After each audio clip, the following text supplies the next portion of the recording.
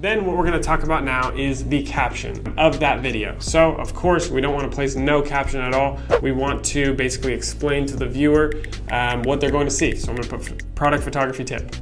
Boom, product photography tip. I'm gonna throw some emojis in there. And then I'm gonna throw a few hashtags that are relative to my brand. So I'm gonna do product photography. Of course, right now, I'm not doing research on these hashtags, but definitely look into your hashtags before you're placing them. Me, myself, I already know some of the hashtags that do really well in my space, so I'm just gonna start using those. And as you type in hashtags, for example, if you are a candle making company, I know we keep referring back to that, but if you just type in candle, as you can see underneath, it gives you a whole bunch of potential candle hashtags, and you can see how many users are within that hashtag. So this is a great way to kind of choose your hashtags wisely. Of course, if you just type in candle, if you see there's 2 billion people using that hashtag. So we want to choose definitely the hashtags that have a lot of users, but we don't want to use ones with ones just like that, 2 billion users. So we want to scroll down to these millions down here. And there's a whole bunch of different stuff that comes up. Candle magic, candle maker, which is definitely more specific to you if you are a candle maker. So I would click things just like that. But for my sake, what I'm gonna do is I'm gonna type in photography. And as you can see, it's giving me a whole bunch of options for photographers. There's a hashtag on here that says photography 101, which is perfect for what I'm doing here because basically I'm showing people how to do product photography. So this is a great hashtag to use. Type in photography again.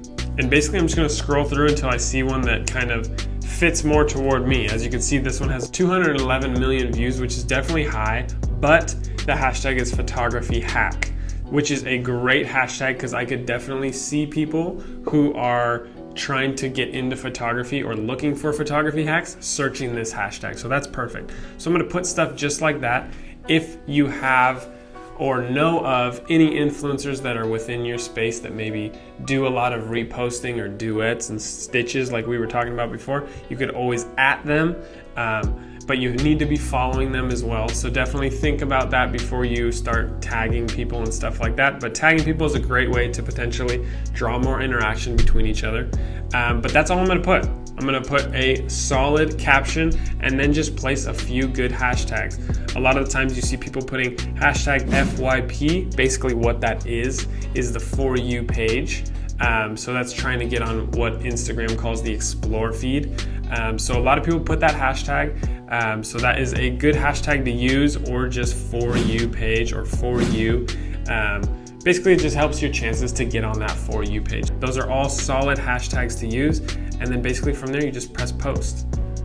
So that's a solid first post. And if you're following that formula, you could basically guarantee that you're gonna get a ton of interaction on your post. Like we said before, don't be bothered if you're not getting a ton of views. TikTok is all about consistency. So the more stuff you post in keeping with these good methods of posting, you're gonna see success. Especially if one finds success, you're gonna see success through the other ones. So that is it for episode 9 on actually making a TikTok. We did it step by step, so that was awesome. We are gonna jump into the recap, just basically running through that in a quicker format. I will see you guys in the recap.